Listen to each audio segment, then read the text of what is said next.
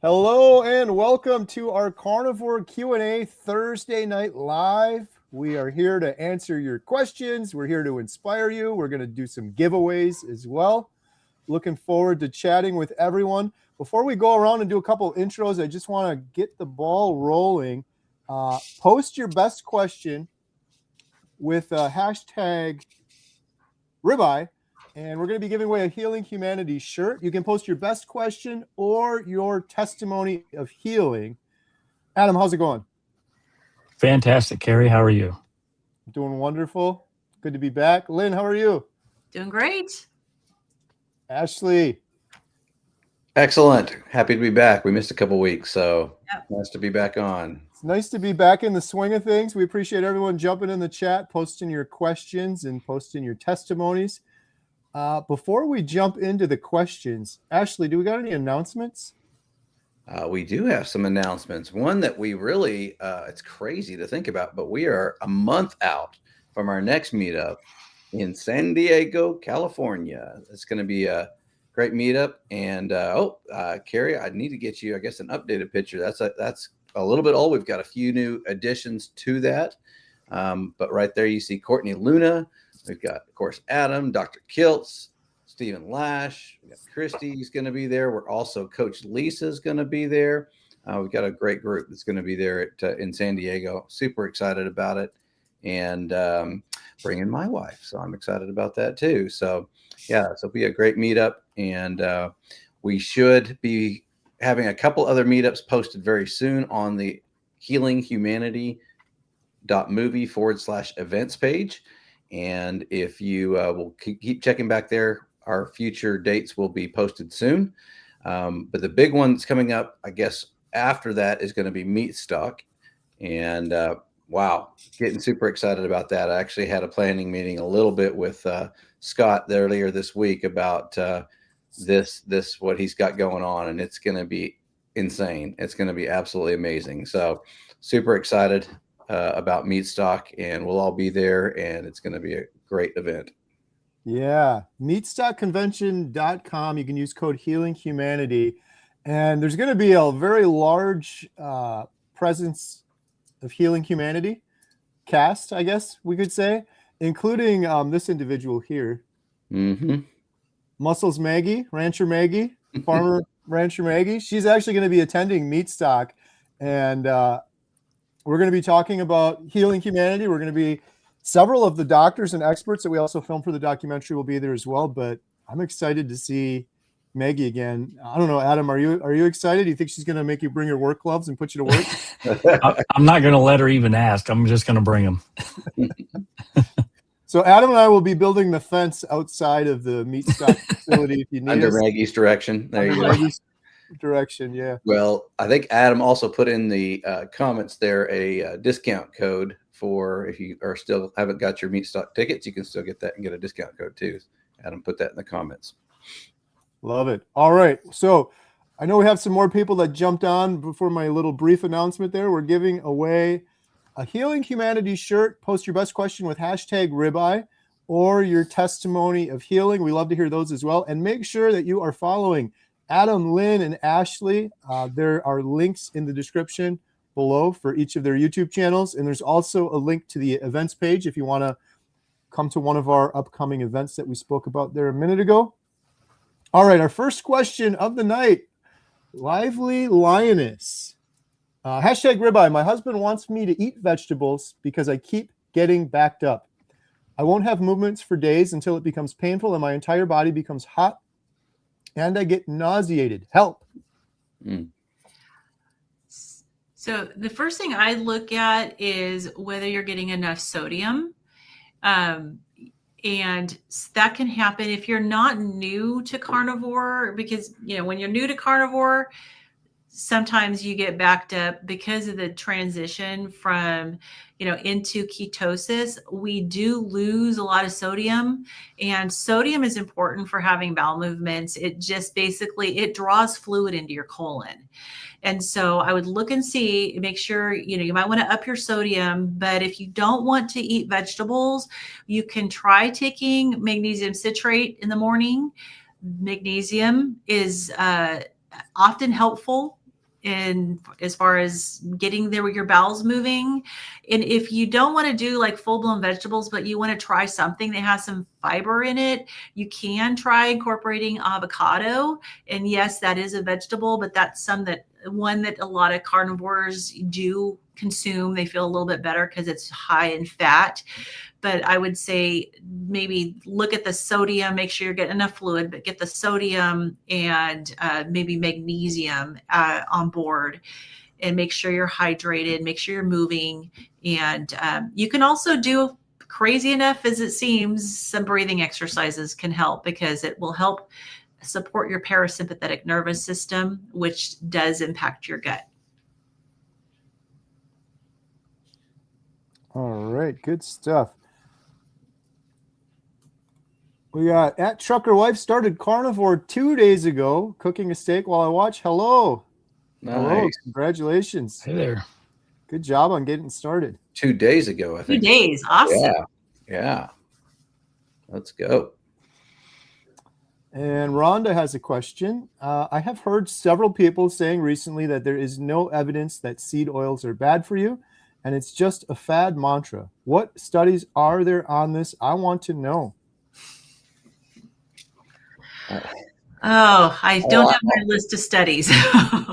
I don't, but all I had to do was go back and see the origins of where seed oils came from, where they were derived from, and get a little bit of background on that to know it does not seem natural. It does not say it's highly processed. There's lots of things that are put into it in the making of those seed oils. And that was enough for me, honestly.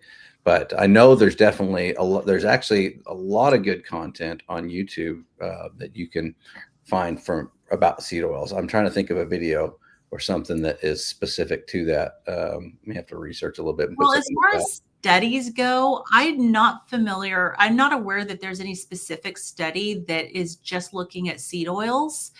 Unfortunately, nutritional studies are inherently very poor, because there are so many variables and so many factors. So you kind of have to look at it from a higher level, and you need to look and see like what has happened to the health of our country since we switched over from using saturated fats, animal fats, to using seed oils. And the increase, and not that we can necessarily say it's all because of seed oils, but there is definitely some correlation there between the worsening of our health. But there's sugar as well as a problem. But seed oils, if you look at them, if you're looking at going for what's natural, and a lot of people who even are like vegetarians, they're like, we want to stick with what's natural. If you take a seed and you have to put it through all these processes and use chemicals to extract oil out of it, that's not natural. And that's what they have to do with seed oils. And like avocado, olive oil, coconut, they can press oil out of it. So it's definitely a better process. But with the seed oils, they cannot do that. I mean, they have to go through a tremendous process to get the oils out of those seeds. And also, those oils are very high in linoleic acid, which is known to be pro-inflammatory. And it's also there's a lot of evidence out there that it is cancer causing.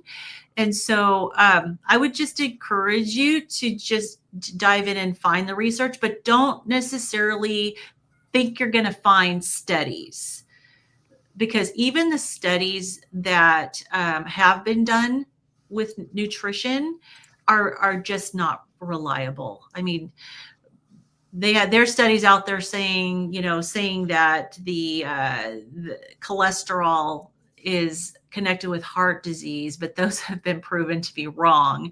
And so many of these other studies have been proven to be wrong, and they're just so poorly constructed. But maybe look at some higher level evidence. Yeah, I'm with you. I always just wonder, there's some folks that are like big proponents for seed oils, and I always question that, like, why even roll the dice? These things are highly processed, bleached, deodorized. Like, you lost me at deodorized. Why do I want to eat something that's been deodorized? That's just crazy to me. Hexane, like high temperature just to get it. It's crazy. I don't understand why even roll the dice with it when we know we could just eat butter and tallow and absolutely thrive. I don't have to question it. The other thing is I wish Dr. Nelson was here tonight because he knows everything about seed oils. In fact, I think he said that if he gets the time, he's working on a book all about seed oils and the danger of seed oils as a doctor that's been doing this for over 40 years now. And Adam and I are going through the Nutrition Network course, and so we are learning things, and I just don't have everything memorized, but we're learning too about studies that were done and were never published because they did not, the outcome was to show that these oils or some of these other products were healthy and they resulted in improved health. And when the outcome turned out to be the opposite, the study just never got published. So there's definitely that happens out there all the time. But if you are interested in connecting with someone who really does some research, I would connect with Dr. Sophia Clemens, and it's Z. I think it's ZSOFIA. He is with Paleomedica, which is in Hungary, I think. For over a decade, maybe 15 years now, they've been doing actual research on people who are on a carnivore diet. They don't call it carnivore, they call it something else, but it's a high fat beef only diet. And they actually have a lot of case studies and they do actual trials. And so if you want to look, that's not going to be on seed oils, but at least it's some information on trials with this diet that we're on and showing the health benefits and proving that there are health benefits. And so that's something you can look into if you're looking for actual clinical data. All right. I put in the comments a link to a website that you can go to and possibly do some of your own research. It's called openevidence.com. And it's basically a repository of studies that AI helped you to find. So you might be able to find something there. Good stuff. All right. Skillet. I eat a very hyper palatable diet. Currently lots of sugar, pop, fast food due to business. Tried carnivore 2 weeks, but nothing seems to go down easily. Any tips? 2 weeks is definitely, you're still in that period of your body transitioning into using ketones for fuel. So I would give it more time. In fact, in a 2-week period, you could actually feel a little worse. Some people feel miserable because if you're not hydrating enough and you're not getting enough sodium, you can actually end up feeling worse during that period of time. So going carnivore is a fantastic step, but I would give it more time because you may not see the benefits right away. Now, some people do. Some people see them very quickly, but you got to give your body a chance to transition. I know Carrie always recommends at least 30 days. There's a lot of the docs that recommend 90 days. Yeah, this would definitely be a case where I would say, maybe attempt keto first. Especially if you can't give up the sugary foods, using those keto treats, if you will, as a way to transition yourself. They're not ideal. And you probably wouldn't want to stay on those long term, but, use that as a tool to slowly transition yourself. So it's not so much of a shock to your system because you do have to worry about the mental health side of things as well. And your mindset. So if you're the kind of person, which it seems like you might be, to transition from one thing to another so abrupt that it's going to cause challenges and cause you stress and things like that, maybe transitioning a lot slower might help you. Yeah. And I'm assuming nothing going down easily means that the food just isn't tasting well, or I initially thought maybe you're not seeing progress, but yeah. That's the way I took it too. And that's what I was going to suggest too, because this is the perfect time of the year if you think steak or something is too expensive, this is the perfect time of year to go buy. Almost every grocery store has sales on right now. So all those who are out there listening, this is a great opportunity to go. But I would recommend getting something really good, treat yourself, and really, really kind of go. If if you're a big, huge hamburger fan, make yourself the best hamburger you can make. If you're a steak fan, make yourself a nice big ribeye and really enjoy what you're eating. Don't try and get too creative with anything. Keep it simple. Keep it really delicious or what you like. Scrambled eggs with some cheese on it. However you like to do it. Those are great ways to just make sure you're enjoying what you're preparing. Yeah, and use salt. Don't skimp on the salt. Don't skip on the butter. All right, we got Bride's Biscuit, healed from 8 diagnosed diseases and countless other conditions under carnivore. Also down 74 pounds this year, which is unheard of in all of my previous attempts. Wow. I love it. Amazing. That's amazing. Well done. Great job.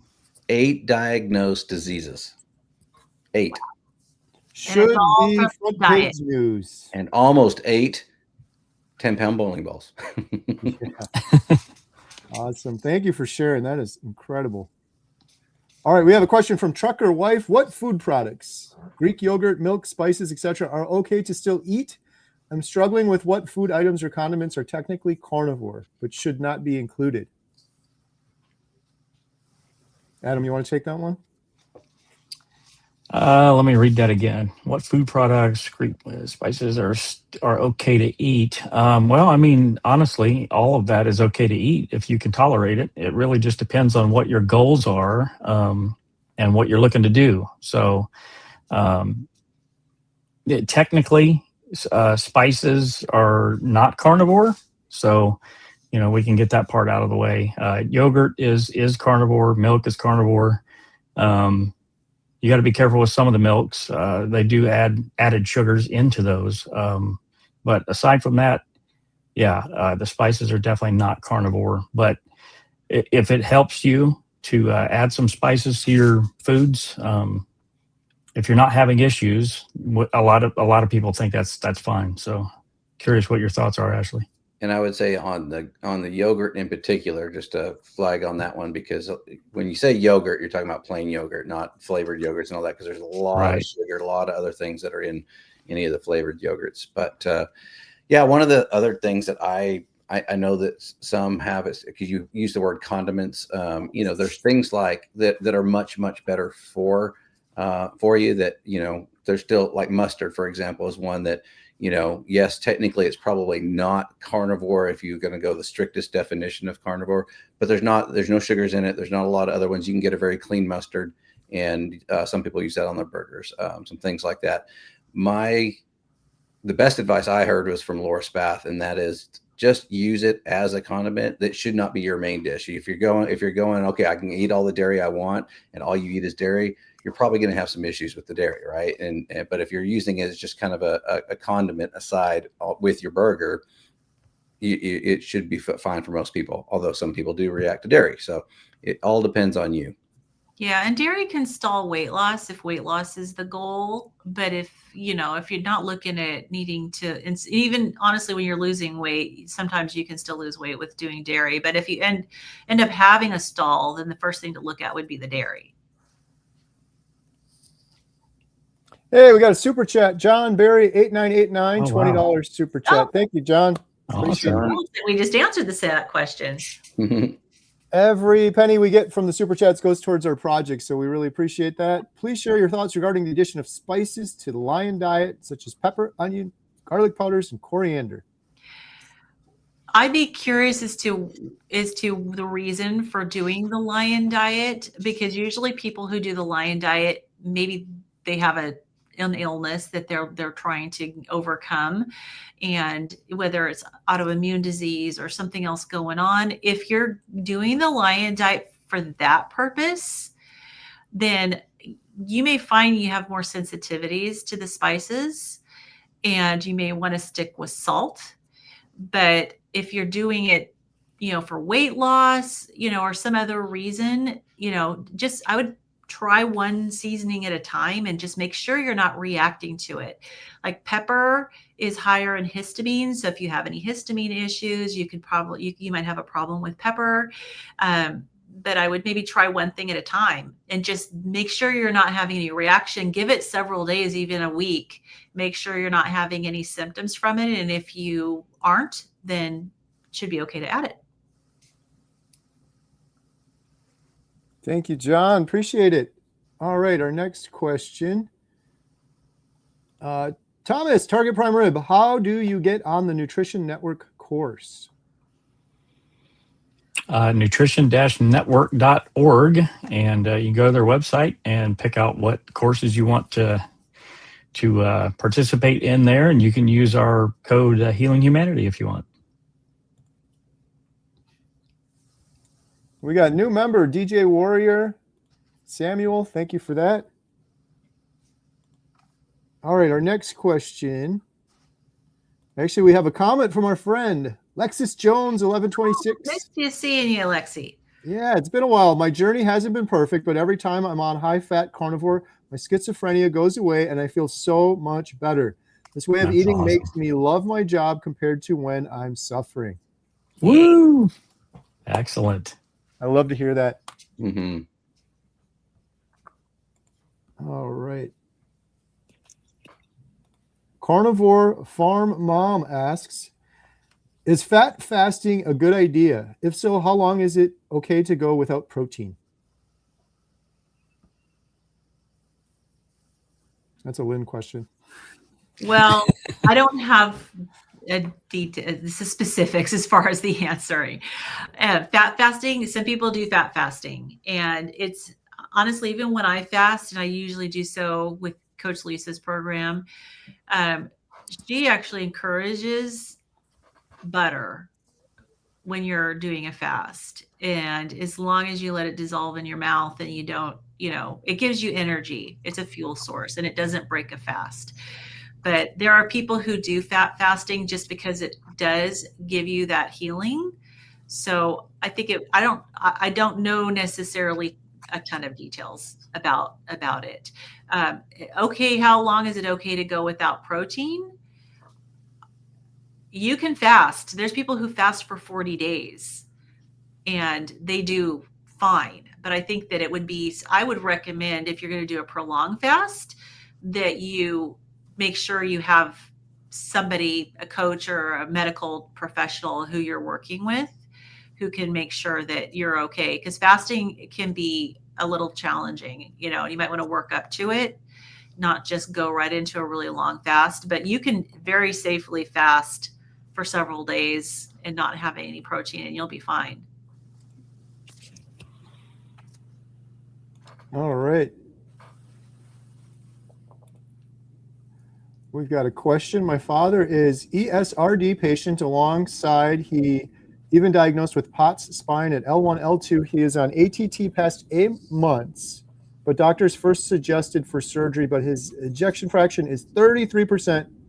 What's your advice about surgery? Full disclosure, we're not doctors and we don't give medical advice. I don't know if we have anything more on that one though. Well, definitely work with the doctor. They have to make sure that he is safe, because surgery is very risky and they have parameters that a patient has to meet before they will qualify for surgery. So if you're wanting to help him get in better condition for surgery and want to try, using a carnivore ketogenic diet, you might want to try that. End-stage renal disease. There's a lot of people that will say, oh, you can't do a carnivore diet if you have kidney disease. But the kidneys, because they look at labs, and the labs can show an increase in creatinine, and sometimes a temporary decrease in glomerular filtration rate. But there's also a lot of people who have reversed their kidney disease with carnivore. But I would definitely, not, obviously having surgery, if he needs it, he needs it, but he needs to get his health to where it's safe enough. All right. Hey, I got a quick announcement. I just noticed our good friend Carnivore Coach Lisa is in the chat, and Yay. Coach Lisa is incredible. I'm doing a live stream with her Saturday night, and we're announcing the random winner of a Healing Humanity and Life Back System giveaway, where you could win one-on-one coaching with Coach Lisa.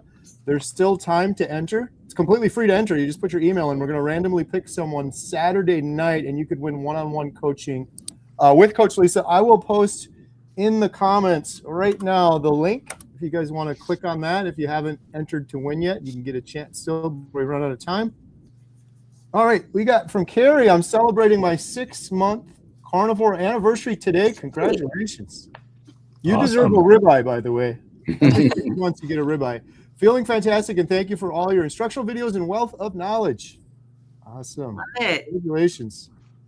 We love to hear stories like that, so there's still time. Post your best testimony with hashtag ribeye or question. Thoughts on sardine fast? I'm intrigued and want to try tomorrow for a couple days and see how it goes. I've tried sardines. I've never tried the fast. Anyone here tried sardine fasting? Haven't done the Negative. fast. Tried sardines for the first time recently, but a lot of people will do a sardine fast to help them get into ketosis. Mm-hmm. Yep. I will say my good friend Bill Knott has done some sardine fasts and had amazing, incredible results. He was really, really pumped up about those. And I know Dr. Boz has talked about that quite a bit also. Oh, yeah. Everyone that I've talked to who's done a sardine fast has been happy that they did. They've had good results. Yep. I was just like scared to try sardines because I wasn't sure if I was going to like them, and I was just happy that I liked them. Right. Nobody's Fault podcast. 6 years carnivore today. Med free at 63. Woo-hoo. Excellent. Med free at 63. That's great. I love How that. many people can say that? Right. You know what's funny? I got to tell a little story. I was in the grocery store taking advantage of some of the sales and buying a ribeye, but I'm standing in line with a lady who has she says, "Hey, I know you're getting a lot of good deals here, but do you want an extra coupon?" I said, "Sure." It gives me a 20% off coupon, and we start talking about it. I was like, "Well, how'd you get this?" And I said, "Are you sure that works off of the sale discount?" And it did. And she says, "Every time I go to the pharmacy and fill up my meds, once you hit a certain amount, they give you this extra coupon." And I said, "Oh, wow, that's amazing." Unfortunately, I'm not on any medications. And it was just one of those like feelings of like, wow, that's really great. And we started talking about it. It led to, she's buying a ribeye, I'm buying ribeye. And we got talking about the carnivore diet and got on a good conversation about it. But it started with her handing me a coupon that she got because every time she goes to the pharmacy to fill up her meds, they give her a discount coupon to buy the rest of the groceries there in the store. So just love hearing med free at 63, and not having to depend on the pharmacy like that. That's fantastic. Great job. Amazing. 6 years. 6 years and going strong. I love it. All right, we got a question from Tom. What are the best practices for someone with the MTHFR mutation? Any supplement recommendations? Lynn. I have the MTHFR variant. So I take a product called Homocysteine Supreme, which helps support that homocysteine pathway, which is what we struggle with when we have the MTHFR variant. Another thing that I've done recently is grabbed my Stratagene report, which I had done about a year ago or so, from my ancestry.com genetic material. And I got this huge report and it's overwhelming. And so I finally, with the help of AI, not that I follow AI's recommendations without checking with the doctor, but I asked it to please put it in ChatGPT, said, please tell me, is there anything I'm missing here? Is there anything I need to know? And it did bring up some things related to the MTHFR variant that I could do a little differently, tweaking some of the vitamins, an extra B12, adding extra riboflavin, and actually taking a little less of the homocysteine supreme. So I would say I would recommend working with, if you can get a naturopathic doctor, somebody that can work with you on tweaking what you need to do for yourself and make sure you're getting some baseline labs and monitoring it. That would be, to me, the best thing to do, is to not necessarily try to do it on your own, because you have your own unique individual, variances. But supporting that homocysteine pathway with the B vitamins, and it's methylated B vitamins, because the problem is that with that variant, we do not methylate properly from food. So you need that support. You need to get that extra vitamins in the methylated form. stuff. Okay.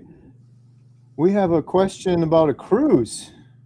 David, new to carnivore and going on a cruise for my birthday. Plan on eating carnivore on the cruise. Is there any carnivore safe dessert to have for my birthday celebration? Ribeye. Filet mignon. Filet mignon. Filet mignon. Yeah. Medium rare. Or picanha would also be acceptable. Yeah. Seriously, if you're going to eat carnivore the whole time, like, I'm not telling you what to do, but you're going to regret the birthday celebration. I'm sorry, but. My recommendation is redefine dessert. Yeah. Bring some butter bites with or something. But you just had some expertise on your cruise. You got it figured out. How do you stay carnivore on the cruise? The biggest thing is you just got to use your voice, and you got to use the word allergy a lot also. But you got to avoid the seed oil, especially with breakfast. But okay, so tell about the bacon and what they do with the bacon. The bacon I was actually wrong on. I discovered on yeah. So I thought the bacon was deep fried, but after extensively interviewing the entire staff of the ship, 4 different people, it's not. They actually cook it in the oven. But where they can get you on the cruise is usually with breakfast. If you have eggs or an omelet, they don't just cook it in seed oils. It is literally swimming in seed, like a ridiculous amount of seed oil. 2 scoops of oil. Huge scoops. It's like boiling it. So that was the biggest thing is you have to go to them and say, I'm allergic to seed oils. And they have little butter packets and they're real butter. And you bring them, you say, could you please use this instead? I did that every morning and that really helped. There's also sit-down restaurants where you can order eggs and you could do the same thing. Just to use that. But that's the big one. But yeah. And since you won't brag on it, I guess on the Homestead How channel, you can go and literally watch a 20-minute video on exactly how you did it with all the tips and tricks, which is actually it was a really well done video. I loved how you put that together for fellow cruisers. And, and as carnivores, we all have to come to terms with how we celebrate special occasions like birthdays. And it's hard to break free from that because it's such a cultural and social thing. But I definitely would encourage you to try to break free of feeling that you need to have dessert on your birthday and maybe have a special experience instead. Something that's memorable that, you can look back on with no regret. And we often when we have cake and we have other sweets and stuff on a special occasion, regret is what we end up with. And we just like, why did I do that? It's a very temporary pleasure to your tongue. And then it does nothing but bad things once it passes into your gut. It spikes your blood sugar. It spikes your insulin levels. Many people end up with other issues, joint pain, headaches, all sorts of things. And so I just would encourage anybody to pick something non-food related to do to celebrate. Yeah. Turn it into an event or something. I'm with you on that one, Lynn. Plus, a lot of us, I know myself, if I were to celebrate that way, I'm addicted. I would be binging and I would be back on the bad road. The last thing I'll say that maybe will encourage you if you're on the fence about this is the other reason is the desserts on most cruises are kind of junk anyways. If you're going to spoil it for something like that, you're going to be disappointed for that reason as well, I think. But all right, we got to do a giveaway now. We're giving away a Healing Humanity shirt, #ribeye. We're going to be doing another one here in a second. So let's share my screen here. Here we go. The winner of a Healing Humanity shirt in color blue is. We need the. Hey. Oh, hey. Tanya's in our membership site. Good to see you here, Tanya. Tanya's one of our Healing Humanity Life members. Adam, how can Tanya claim her shirt? Well, Carrie, Tanya can claim her shirt at healinghumanity.movie/giveaway. Fill out the form and Ashley will promptly send you your shirt. Congratulations. And if you want to join the Healing Humanity membership site like Tanya has, there is a promo code scrolling across the bottom of the screen right now so you can get 50% off your first month. There's also a link in the description below. And we are also going to do another giveaway here. Speaking of, make sure that's working. So post your best question or testimony with #life, and we're going to be giving away a 30-day free membership to healinghumanity.life. We do over a dozen Zoom calls per week. Doctors, experts, individuals, Q&As, inspired together. We've got courses. But mostly we've got community, which is a big missing piece of the puzzle for many people that are trying to find healing. If you're trying to eat this way, you're usually the odd one out. So we are here to help you on a path to healing. Post your best question with hashtag life or your testimony. All right. The next one we have is, hey, we got a super chat from Grandma's Crochet. Oh, cool. Hey, there she is. I don't know. This is Barbara, our friend Barbara. I don't know if you meant to post a comment, but we'll check below in case you did, because sometimes those get detached from the super chats. But thank you so much for that. And real quick, I want to encourage everyone, go subscribe to Grandma's Crochet Corner. She's got a very inspiring story and YouTube channel, and she's putting out a lot of really good videos and some very amazing, incredible, beautiful music as well. Yes. Grandma's Crochet Corner. And I want to share with her that I was shocked recently to come into my husband's office and find him on one of your lives while you were crocheting. Was Dave I was crocheting? crocheting in the other room, and my husband was in here watching Grandma's Crochet Corner. Dave is currently at the craft store right now buying some crochet needles for He was himself. like, hey, I'm starting to feel inspired about this crochet thing. He's only been watching me crochet for 35 years. All right, Cynthia, I am on a stall doing the same as always, 6 months in. I lost 40 pounds. What can I do for a stall? Do I have to fast? Please help. I can't do sardines. You know, fasting is definitely a good way to kickstart. But really, I think what I've heard the most is an adjustment, right? Change things up, do something that's a little different. If you're in a rhythm or routine, that change may be beneficial. So that may be a fast, that may be changing when you eat during the day or how much you eat during the day, or you know, make something a little bit different, and that a lot of times will kick things off. You may also increase your fat a little bit. So I don't know where you are. Let's see, 6 months, lost 40 pounds. So I don't know where you've got to go on that, but that's great weight loss too. That's another, yeah, exactly. That's a great, in 6 months time, 40 pounds is a lot of weight to lose. So your body may be prioritizing some other things at this point, and that's totally normal. Yeah. But the comment, doing the same as always, I agree, Ashley, that often our body gets used to what we're doing and sometimes just kind of stalls out. So I completely agree. Switch up your macros from day to day, switch up the amount you're eating from day to day, confuse your body, and it'll start responding again. One thing I wanted to add with that too is, you know, obviously this isn't a coaching session or anything like that.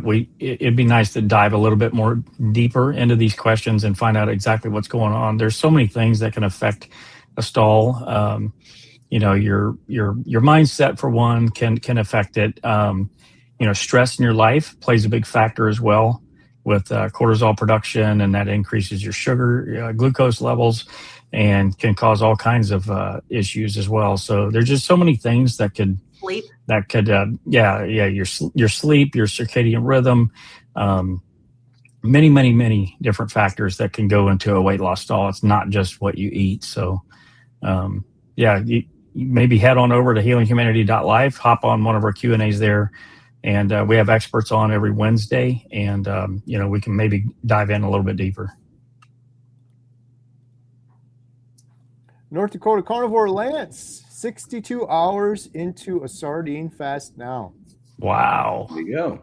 Cool. How you feeling, Lance? Let us know.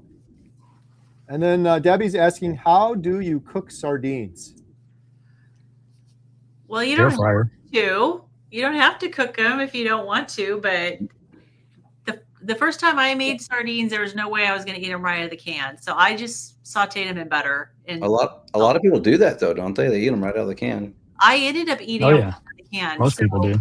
Yep. Oh yeah. So it was, you know, Coach Lisa had us doing sardines for a whole week, and it was during my daughter was fairly newly pregnant. She's in her second trimester now, but she was nauseated at I open a can and she's nauseated.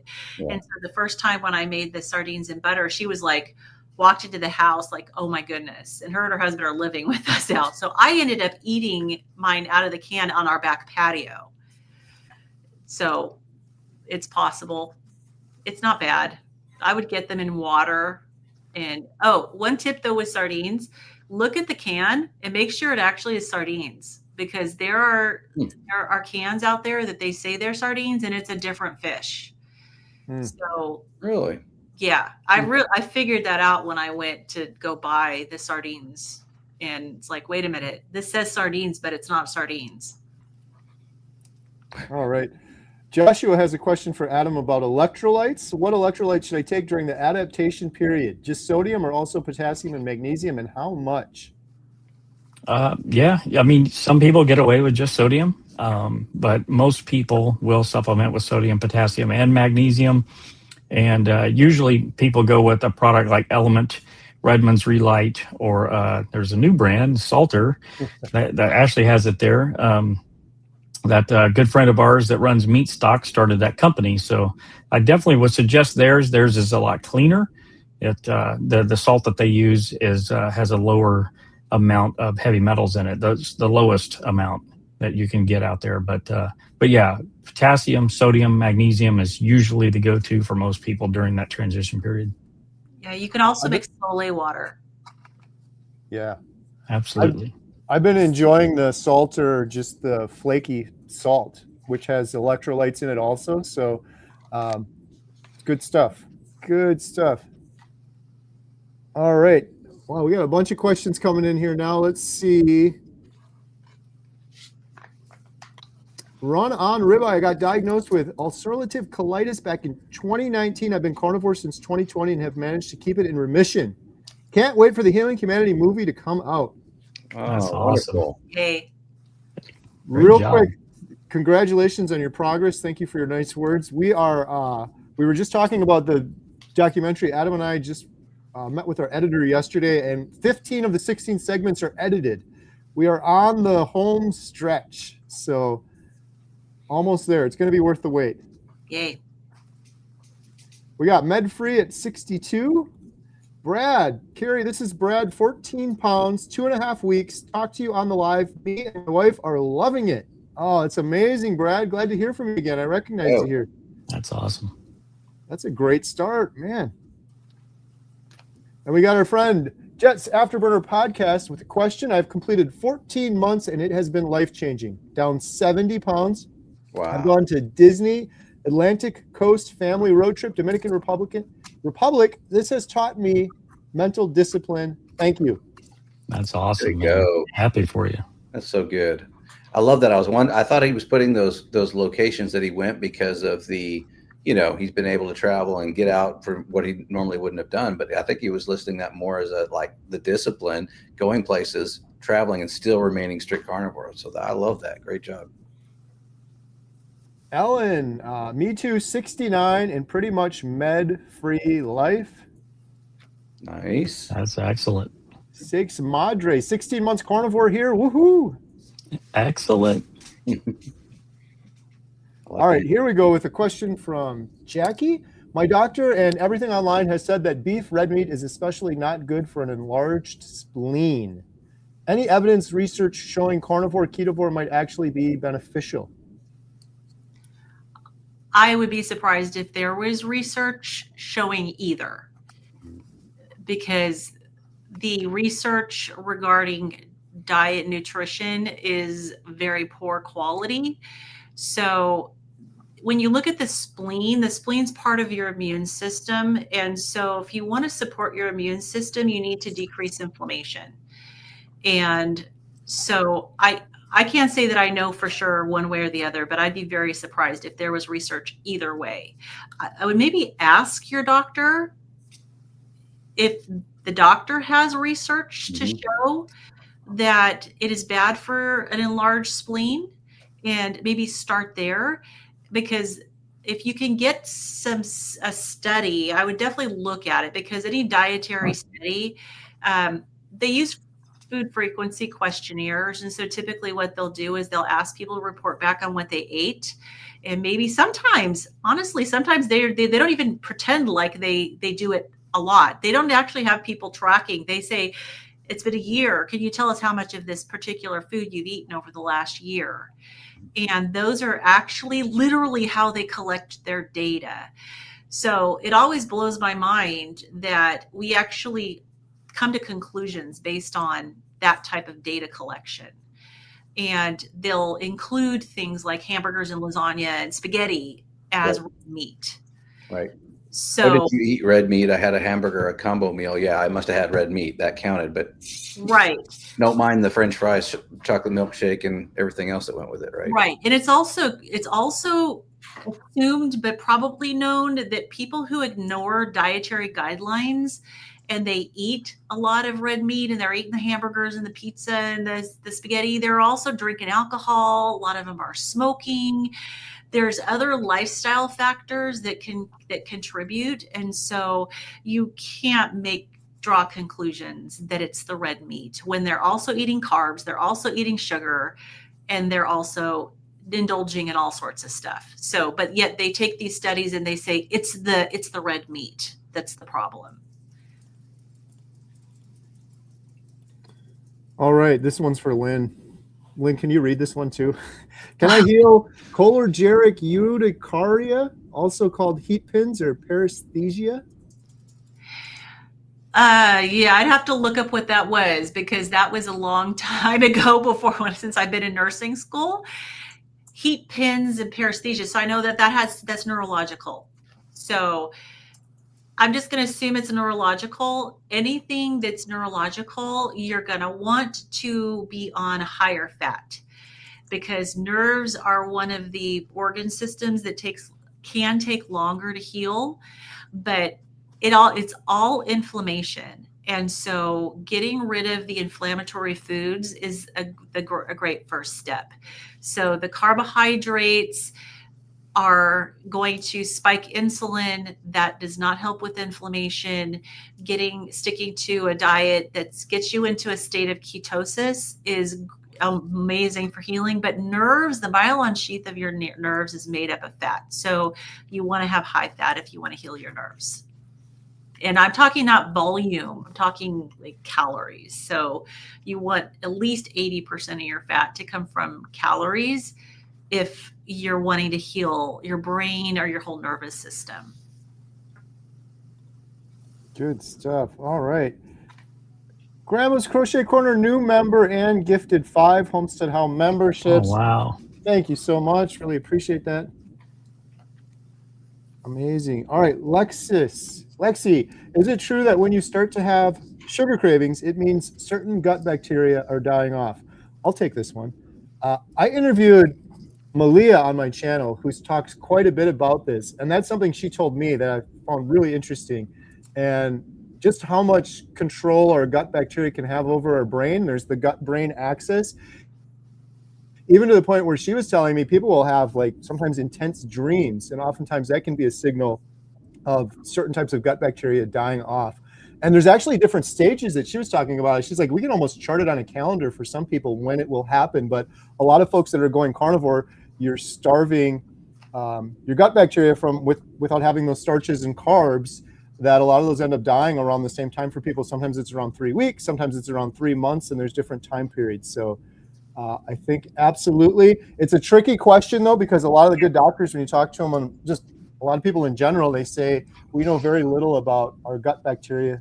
I've heard many people say it's kind of like the ocean. We know about 1% of what's going on there, but I believe that to be true. I don't know if anyone else here has any thoughts on that one. Yeah, I've heard that can be the case, but when it comes to sugar cravings too, I would look at more than just gut bacteria, because you can be not eating sugar and you can still end up with sugar cravings if there's a lot of food around you and you're looking at it. I mean, just thinking about eating can spike your insulin. And so it's amazing how much our brains and what we look at visually can impact us. So if you're at work and everyone's bringing a bunch of sweets in, and you're maybe, even if you're not indulging it yourself, but you're kind of looking at it, it can actually kind of trigger some of those cravings as well. All right. Here's a good question. We'll start with Ashley on this one. What is your favorite go-to staple meal for day-to-day on Carnivore? My staple meal. Really, honestly, we do a lot of hamburger patties. I have a griddle, and I love just doing smash burgers. That's a simple one, and I do a lot at once, so I make a bunch up, keep them in the fridge. But I'm also blessed to be in Texas, and I take advantage of the sales whenever there's sales on ribeyes, and I cut them up, vacuum seal, throw them in the freezer, and eat them regularly. Definitely a go-to. I love a good ribeye. So, but there's all sorts of I could keep going on and on and on. So I'll leave it at that. Those are my two staples. Mine lately, I've talked about the Powerball many times, but burger patties all the time. But lately in our household, it's been meatballs, all sorts of different types of meatballs. And the best combination we've come up with is 30% ground pork, 70% ground beef, bacon, and blue cheese crumble. It's got to be about that big. That's the perfect meatball right there. We've tried every different variation to get to that point, but meatball perfection right there. Yeah. All right, we got $2 super chat from Ray 2878. Thank you so much. Appreciate that. We got a question for anyone that lives in Washington. Lynn, I've been calling. I live in Washington. When I moved to Washington, I got acne. Any fixes? Oh my goodness. I'd be wondering about, the only thing I can think of from a dietary standpoint would be if you're buying your food from a different source, and how the food is raised can impact you. And so hard to say, to be honest, because I live in Washington, and I know that we have it's damp here, but as far as acne goes, I would be curious about the sourcing of your food. And I don't know where you live in Washington, but I live in Snohomish. Dr. Baker lives in Snohomish. There's some good ranches around here where they have really well raised beef and lamb and pork and everything, and you can maybe source out some really good quality meat and see if that makes a difference.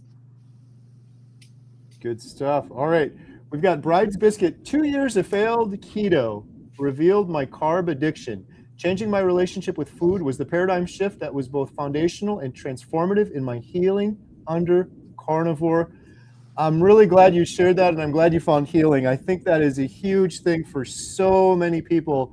I myself did the same thing on keto, yo-yoed for years and years until I realized I'm trying to moderate my addiction. And when I went carnivore, I overcame that. So really, what other addiction can be moderated?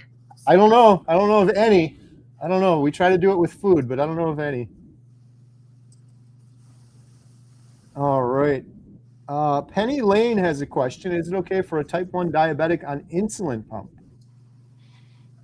Yeah, there's a lot of type 1 diabetics that I would go look at Brisket Boomer's YouTube channel. She's type 1 diabetic, and absolutely be working with your doctor, because it's super important, as you know, being a type 1 diabetic, how important it is to make sure that you're under medical supervision. But she has been able to get her insulin requirements really low. So it is absolutely okay. But you definitely need to make sure you're working with your doctor. And I spoke earlier of Sophia Clemens with Paleo Medica. She actually has some case studies, and one of them is a case study where they were able to catch type 1 diabetes fairly early in a young man who was 19, and actually had doing just a fatty beef diet, have his pancreas beta cells start producing insulin again. So I'm hoping that wonderful, eventually that'll be the first treatment for type 1 diabetes. Yeah. Any research showing the benefits of carnivore for Parkinson's? Question for Adam. I'm not sure that there's actually any research on this, but there are anecdotal stories out there of people that have improved their Parkinson's, including one, Mimi Morgan. She actually had Parkinson's diagnosis and had it removed eating a carnivore diet. So as far as I know, everything to this point is anecdotal in this area. But it's hard to go wrong with almost any condition eating a proper human diet. Love it. Good stuff. All right. We are getting near the end of the hour here. We got to do another drawing. We're going to be doing a drawing for 30-day membership, healinghumanity.life. Here we go.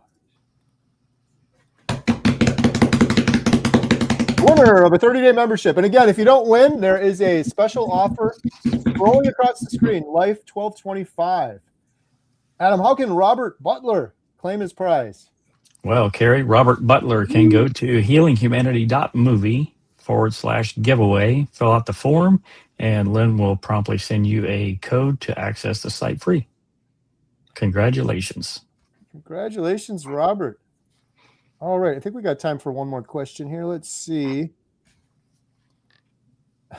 On a scale of kale to ribeye, how is everyone feeling today? That's great. Ribeyes. Tomahawk. Tomahawk. Solid ribeye.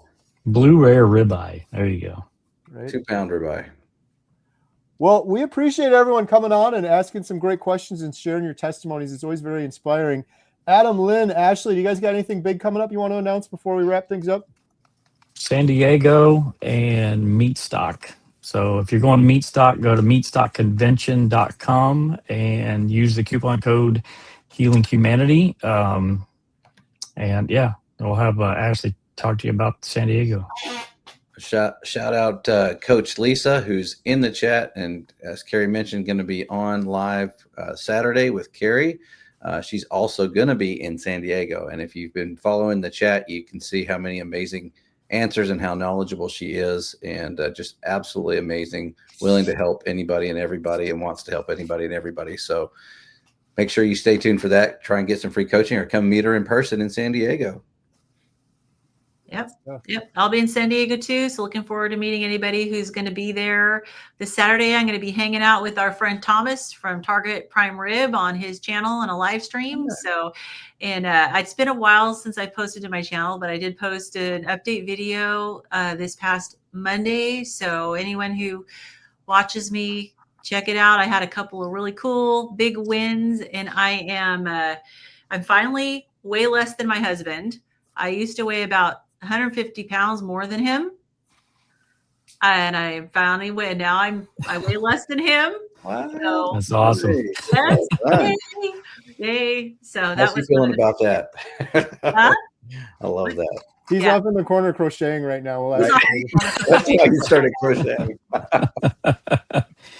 Yeah, I just want to say real quick too, we probably won't be here next Thursday because it's Christmas. So I want to say Merry Christmas to everyone from all of us here, and Happy Holidays to everyone. And yeah, we just really appreciate you guys so much. And this is really exciting for us to come on and try to help everybody out. So Merry Christmas. Merry Christmas to everyone. And if you're new here and you're like, what are these guys talking about with all the documentary talk we had going on earlier? If you go to healinghumanity.movie, you can watch our 2 trailers, and there's a free thing. You can sign up for our email newsletter, and that is where you'll be the first to know when our final trailer comes out and when the documentary's finished. We're right on the home stretch now, so make sure to sign up for that free email newsletter. Thank you guys all so much for joining us tonight. We appreciate you all. We'll see you on the next one. Have a good night. Good night. Bye for now. Beep.